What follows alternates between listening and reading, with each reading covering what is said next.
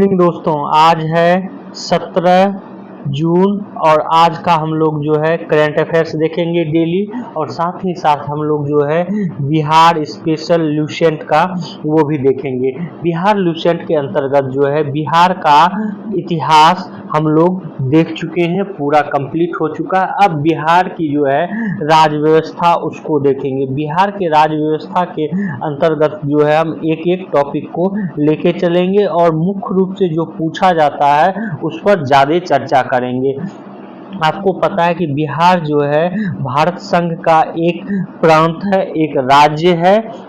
राज्य के प्रशासन को सुचारू रूप से चलाने के लिए संघ सरकार के सदृश बिहार में भी प्रतिनिधि मूलक संसदीय प्रणाली को अपनाया गया है। भारतीय संविधान के भाग 6 में राज्य प्रशासन के लिए प्रावधान किया गया है। तो भाग 6 में जो है राज्य का प्रशासन किस प्रकार चलाया जाएगा उसके बारे में जो है वर्णन है। यह प्रावधान बिहार सहित सभी राज्यों पर जो है लागू होती है। बिहार में भी सरकार के 3 अंग हैं, व्यवस्थापिका, कार्यपालिका और न्यायपालिका। अब जब हम राज्य के प्रशासन को देखते हैं तो कार्यपालिका के अंतर्गत जो है राज्यपाल, मंत्रिपरिषद और मुख्यमंत्री आते हैं।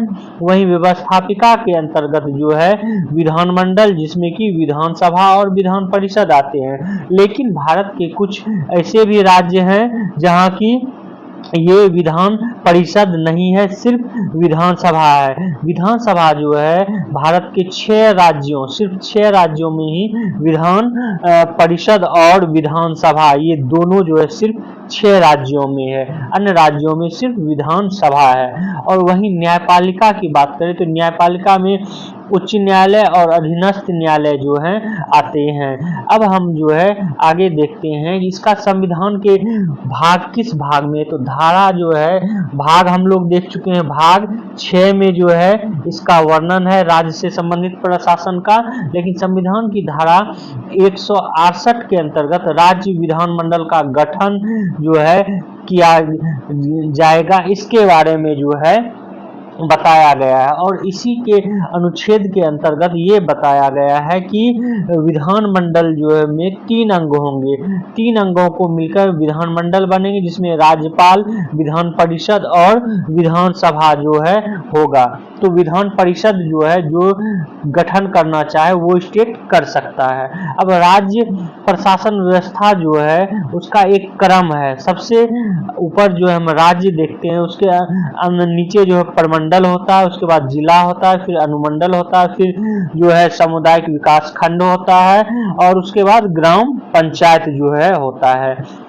राज्य स्तर पर शासन कार्य के संपादन को राज्यपाल, मुख्यमंत्री, मंत्रिपरिषद और विभागीय सचिव जो है मिलकर इसको चलाता है।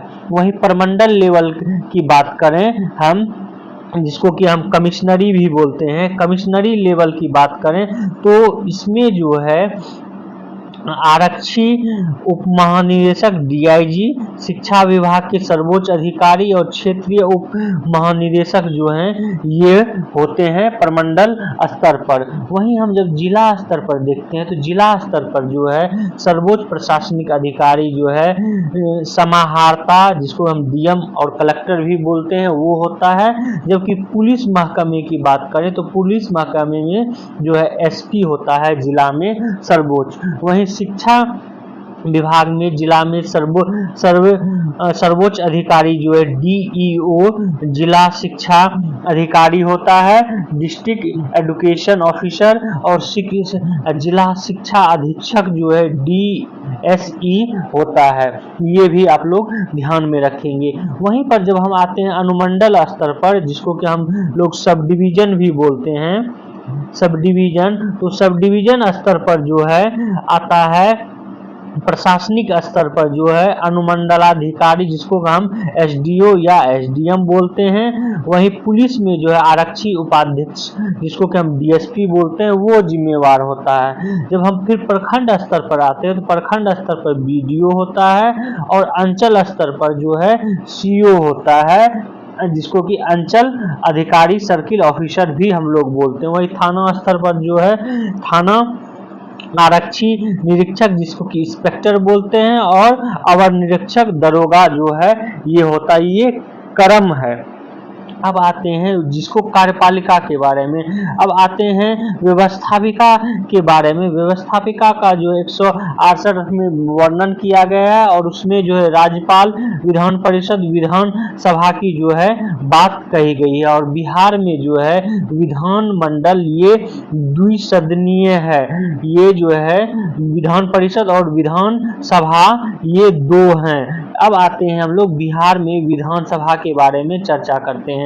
बिहार में विधानसभा में के अंतर्गत जो है कुल सीट 243 है। इसको जो है आप लोग रट लेंगे, 243 सीट जो है बिहार विधानसभा में है, जिसमें कि 38 सीट जो है अनुसूचित जाति के लिए आरक्षित है, और 2 सीटें जो है अनुसूचित जनजाति के लिए जो है आरक्षित है।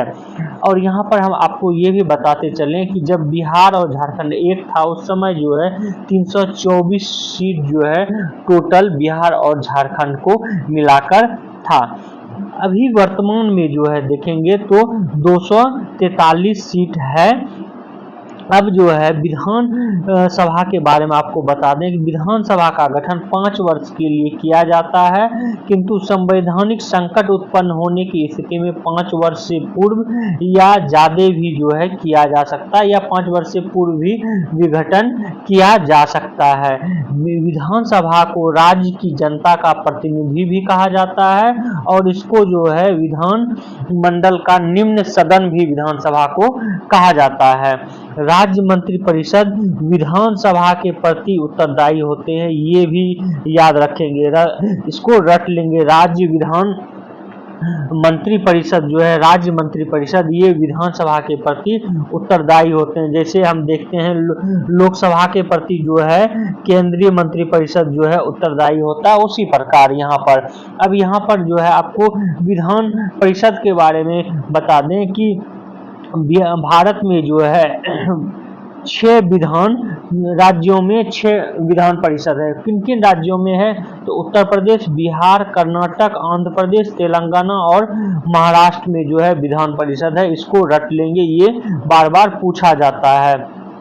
अब विधान सभा के बारे में हम लोग आगे देखते हैं कि विधानसभा में बहुमत प्राप्त राजनीतिक पार्टी द्वारा ही सरकार का गठन किया जाता है। कभी कभी जो है इसको कोएलिशन में भी बनाया जा सकता है।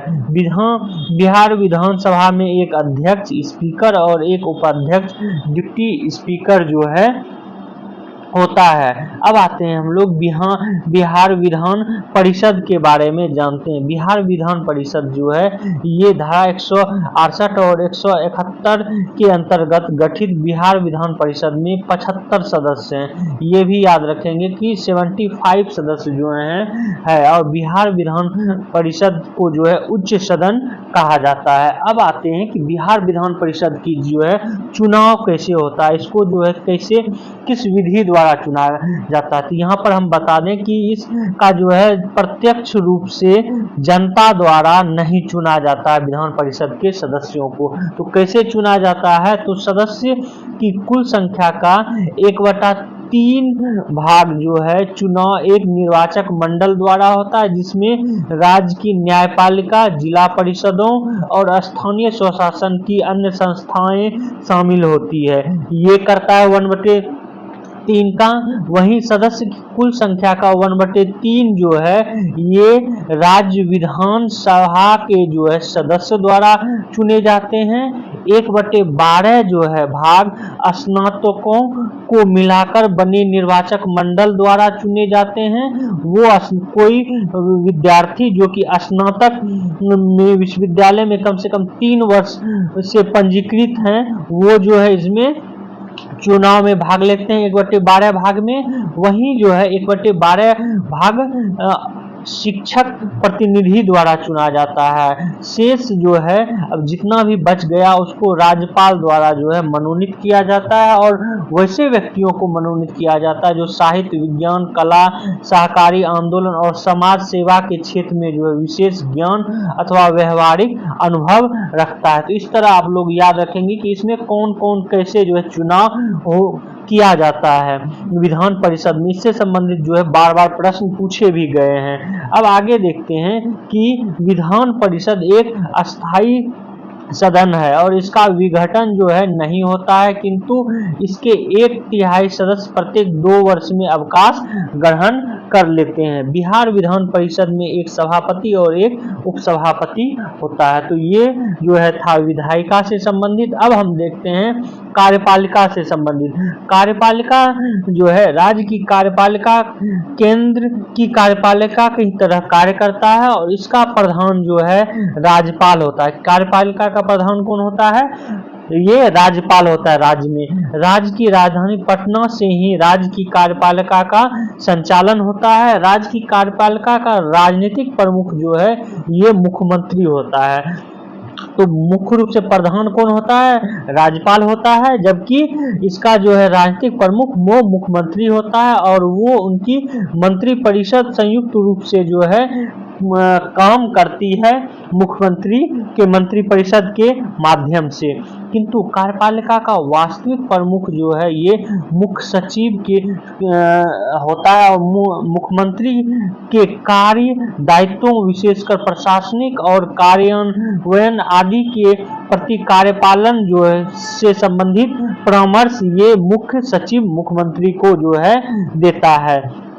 और राज्य के मुख्य सचिव के अधीन पटना में एक पूर्णतः सुव्यवस्थित सचिवालय कार्यरत है, जिसमें के अंतर्गत प्रधान सचिव, संयुक्त सचिव, सचिव अपने अपने विभागों के प्रमुख के रूप में कार्य करते हैं। आगे हम लोग देखते हैं इसी में सचिवालय में जो है अन्य क्या क्या काम होते। सचिव राज्य के सचिवालय प्रायः सभी विभागों में उनके प्रधान सचिवों के नियंत्रणाधीन विभागाध्यक्ष और कार्यालय अध्यक्ष होते हैं।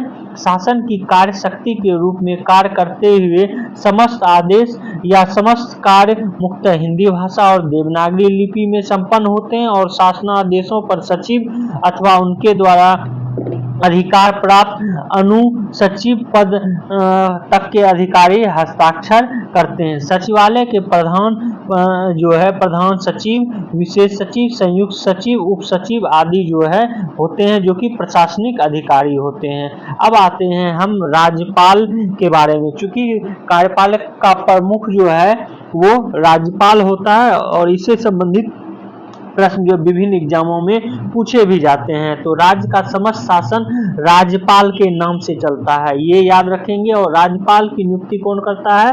राष्ट्रपति करता है, जो 5 साल के लिए नियुक्त किए जाते हैं, किंतु राष्ट्रपति इसे बीच में भी हटा सकता है।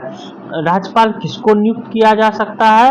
तो वैसे व्यक्ति को नियुक्त किया जा सकता है जिसकी उम्र 35 वर्ष हो, कम से कम राज्य में राज्य की कार्यपालिका संबंधी शक्तियां निहित होती है, जिसका उपयोग वह स्वयं और अपने अधीनस्थ मंत्रियों के अंतर्गत करता है। राज्यपाल के अधिकार की बात करें तो उनके विभिन्न अधिकार हैं। कार्यपालिका संबंधी अधिकार, व्यवस्थापिका संबंधी अधिकार, वित्तीय अधिकार, न्याय संबंधी अधिकार और आपात संबंधी अधिकार। अब एक एक अधिकार को चलते हैं लेकर कार्यपालिका संबंधी अधिकार को देखते हैं। राज्यपाल जो है मुख्यमंत्री और मंत्रियों की नियुक्ति करता है, महाधिवक्ताओं की नियुक्ति करता है, राज्य की लोक सेवा आयोग के अध्यक्ष व सदस्यों की नियुक्ति करता है और अन्य बड़े अधिकारियों की नियुक्ति जो है राज्यपाल कार्यपालिका संबंधी अधिकार के अंतर्गत करता है। वहीं व्यवस्थापिका संबंधी अधिकार राज्यपाल का देखें तो राज्यपाल विधानमंडल की बैठक बुलाता है, स्थगित विधानमंडल की बैठक को कर सकता है और विधानसभा को जो है विघटित कर सकता है। तो ये है राज्यपाल की व्यवस्थापिका संबंधी अधिकार। वहीं पर कोई भी विधेयक तब तक कानून नहीं बन सकता है जब तक ये राज्यपाल उस पर जो है अपनी स्वीकृति नहीं दे। तो ये भी व्यवस्थापिका संबंधी अधिकार ही राज्यपाल के आता है।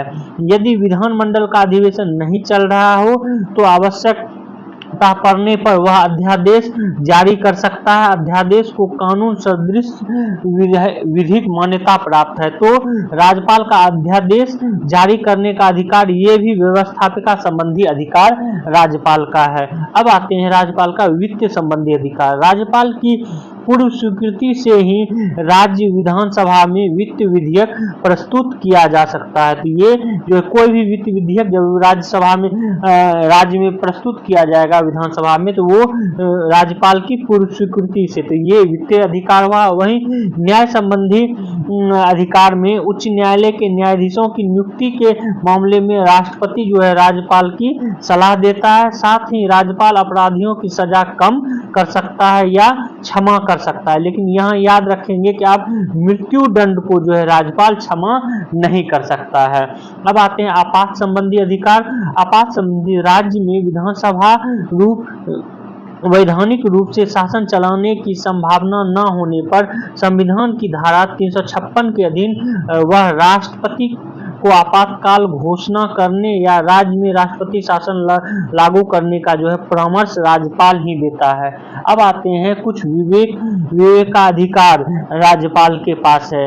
राज्यपाल के पास जो विवेकाधिकार के तहत जो है वो विधेयकों की स्वीकृति देने संबंधी जो है अधिकार है। कोई विधेयक को वो स्वीकृति दे भी सकता है, नहीं भी दे सकता, या राष्ट्रपति के लिए वो जो है रख भी सकता है। तो ये अधिकार है। विधानसभा भंग करने का, मुख्यमंत्री की नियुक्ति करने में जब विधानसभा में किसी भी दल को स्पष्ट बहुमत न मिले तो अपने विवेक का निर्णय लेने का जो है ये अधिकार राज्यपाल के पास है। अब आते हैं हम लोग मंत्री परिषद के बारे में जानकारी लेते हैं। राज्यपाल प्रशासन में सहायता और सलाह देने के लिए एक मंत्री परिषद होती है किसी भी राज्यपाल को, जिसका की प्रमुख कौन होता है? मुख्यमंत्री होता है। तो अब हम मुख्यमंत्री के बारे में पहले जान लेते हैं।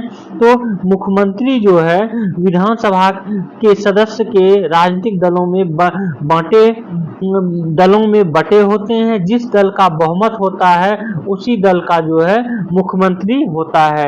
यदि किसी दल का बहुमत नहीं हुआ तो किसी दलों के पारस्परिक तालमेल से जो है गठबंधन कर सरकार या मंत्रिपरिषद जो है गठन किया जा सकता है। मंत्रिमंडल में प्रधानता मुख्यमंत्री की होती है। मुख्यमंत्री का चुनाव उसके दल अथवा गठबंधन के सहयोगी दल के सदस्य करते हैं।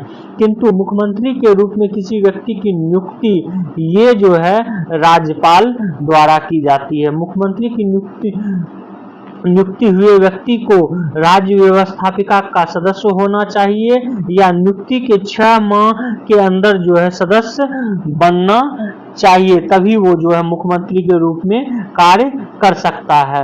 मुख्यमंत्री का कार्य राज्यपाल और मंत्रिमंडल के बीच कड़ी का कार्य करना है। शासन संबंधी निर्णयों, मंत्रियों और पदाधिकारियों की नियुक्ति और विधि निर्माण कार्य में मुख्यमंत्री की जो है ये अहम भूमिका होती है। अब आते हैं सरकार के तीसरे पिलर के बारे में राज्य में, वो है न्यायपालिका के बारे में। तो न्यायपालिका सरकार का तीसरा प्रमुख अंग है। न्यायपालिका का काम है नागरिकों के जीवन में शासन अनुचित हस्तक्षेप न करे और एक नागरिक दूसरे नागरिक के साथ ठीक व्यवहार करे, इसकी देखभाल के लिए भारतीय संविधान के उपबंध के अधीन जो है बिहार में न्यायपालिका नियुक्त की गई है। तो न्यायपालिका का ये काम है कि नागरिकों के जीवन में जो है शासन हस्तक्षेप न करे, नागरिक जो है ठीक से व्यवहार करे, इन सब की देखभाल के लिए न्यायपालिका नियुक्त किया गया है। राज्य में सबसे ऊंची अदालत जो है ये पटना उच्च न्यायालय है, जिसकी स्थापना 1916 में जो है की गई थी। पटना उच्च न्यायालय के मुख्य न्यायाधीश एवं अन्य न्यायाधीशों की नियुक्ति जो है उच्चतम न्यायालय के मुख्य न्यायाधीश एवं बिहार के राज्यपाल की सलाह पर राष्ट्रपति द्वारा किया जाता है। तो उच्च न्यायालय के न्यायाधीश की नियुक्ति किसको किया जाएगा? किसको? वो व्यक्ति जिसको कि वह भारत का नागरिक हो, वह कम से कम 10 वर्ष तक जो भारत में न्याय संबंधी किसी पद पर कार्य कर चुका हो, राज्य के उच्च न्यायालय में कम से कम 10 वर्ष तक अधिवक्ता रह चुका हो, तो उनको जो है उच्च न्यायालय का न्यायाधीश नियुक्त किया जा सकता है। आगे जो है हम न्यायालय के बारे में कल चर्चा करेंगे। अब थोड़ा सा जो है करंट अफेयर्स आज का देख लेते हैं।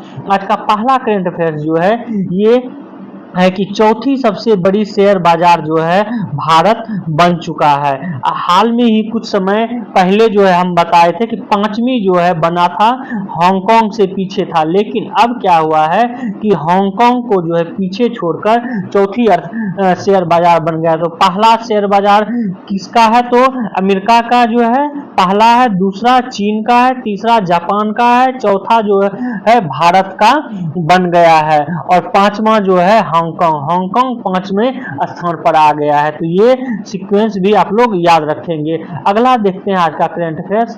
आज का अगला करंट अफेयर्स है आरबीआई को जो है सर्वश्रेष्ठ जोखिम प्रबंधन पुरस्कार दिया गया है। ये प्रबंधन पुरस्कार आरबीआई को किसने दिया है? तो रिजर्व बैंक ऑफ इंडिया को लंदन के प्रमुख प्रकाशन सेंट्रल बैंकिंग ने 2024 के लिए सर्वश्रेष्ठ जोखिम प्रबंधन के लिए पुरस्कार से सम्मानित किया गया है। केंद्रीय बैंक ने रविवार को सोशल मीडिया पर जो एक पोस्ट में कहा कि जोखिम संस्कृति और जागरूकता में सुधार के लिए सर्वश्रेष्ठ जोखिम प्रबंधन का पुरस्कार जो है आरबीआई को दिया गया है। अगला देखते हैं आज का करंट अफेयर्स। आज का अगला करंट अफेयर्स है G7 से संबंधित। G7 का जो है अभी वर्तमान में 2024 में जो है बैठक कहाँ हुआ? तो इटली में हुआ।